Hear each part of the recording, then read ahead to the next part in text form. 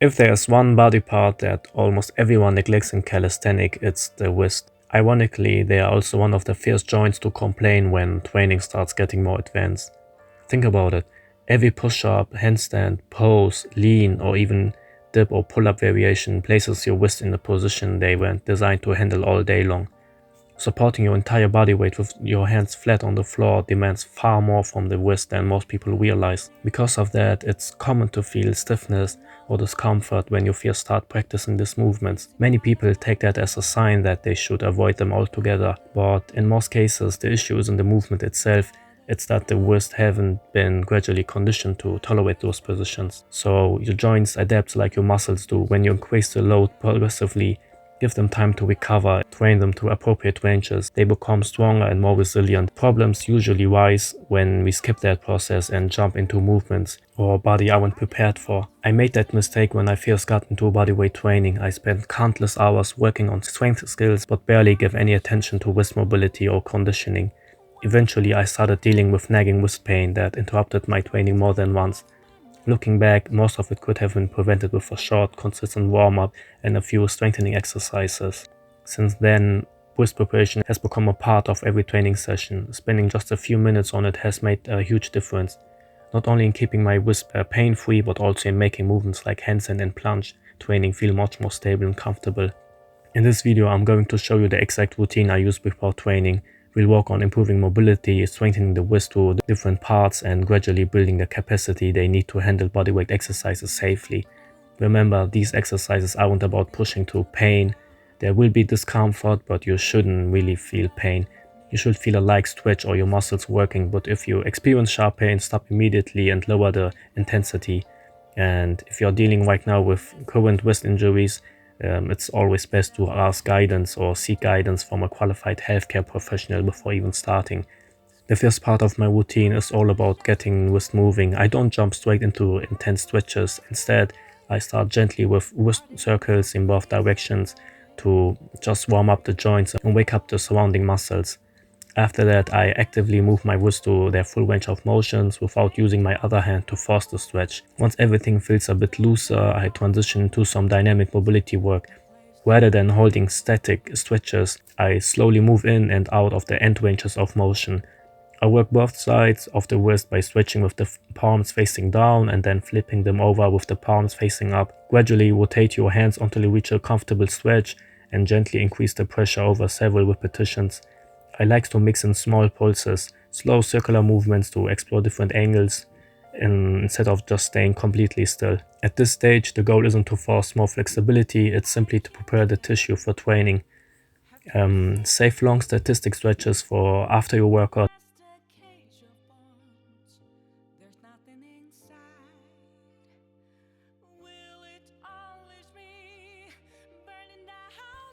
So next we will strengthen the fingers and wrist with fingertip holds. Lift your palms off the ground so that only your fingertips are supporting your weight. Start with just a small amount of pressure by keeping most of your weight on your knees. Hold this position for a few seconds, then relax and repeat. This exercise strengthens the muscles and tendons that support the wrist while improving finger strength and stability. If it's too challenging, reduce the amount of weight on your hands and gradually build up over time.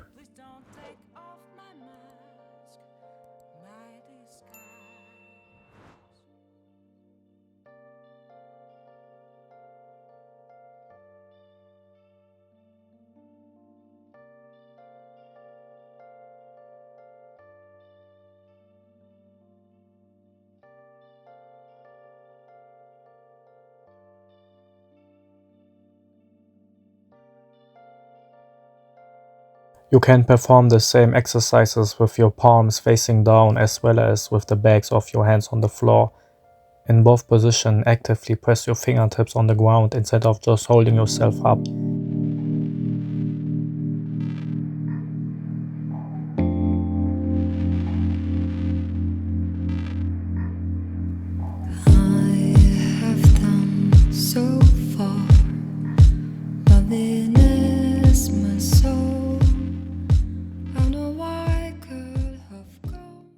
Another great progression is to perform assisted push-up in these positions. Keep your knees on the ground to reduce the load and slowly work on it. Slowly lower and pressure back up while balancing on your fingertips, for example. You can also do the same with the back of your hands on the floor. These controlled repetitions helps a lot.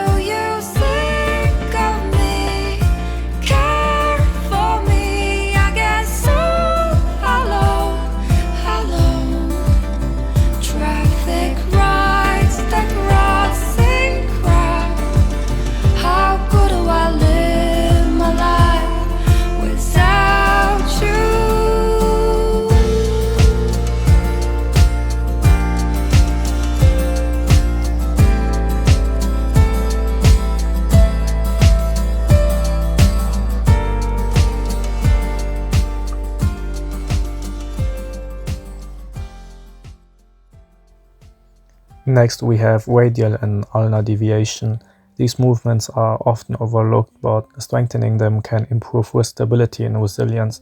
I like to use a resistance band, but I like dumbbell or any small weight work just as well. If you're at home and don't have any of those, you can even fill a water bottle with water and use the end of it for more resistance. Move slowly through a comfortable range, control both the lifting and lowering phase and avoid using momentum. Focus on quality reps rather than heavy resistance. Someday I'll move on. Raindrops fall down on me, so cold but so gentle. Would we put hearts together so we're far so apart? Will you think of me, search for me? Are these so hello, hello? Traffic rides the crossing crowd. How will I live my life? Next are bar holds. Grab the bar with a full grip and simply hang while squeezing the bar as hard as you can. Then repeat the exercise using only your fingertips. This variation places a much greater demand on your finger strength and grip, so start with a short hold and gradually increase the duration. Both variations can be performed with two hands or progress to one arm holds as your strength improves. If you want an even greater challenge, add extra weight with a dip belt or weighted vest, or if you have neither of those, just use a bag filled with water bottles or books.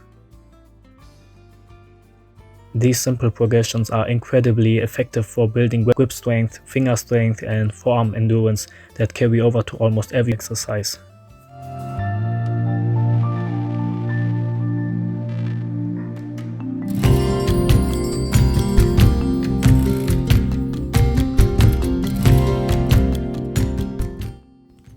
The final exercise is the false grip hold. Instead of gripping the bar with your palms underneath, place your wrist over the top of the bar so it rests along the base of your palm. From there, wrap your fingers around the bar and hold the position. The false grip strengthens the wrist in a unique angle that's essentially for movements like muscle ups on wings or bar transitions. Even if you don't train those skills, it's a great way to build strength, grip endurance, and controlling the position that's often neglected. You can also progress from false grip holds into rows and assisted pull-ups. For the assisted variations, keep your feet on the ground and bend your knees to reduce the amount of body weight you are pulling. This allows you to practice the false grip position while gradually building strength and control. And that's my complete wrist routine. It only takes a few minutes, but doing it consistently can make a huge difference in how your wrist feel during training.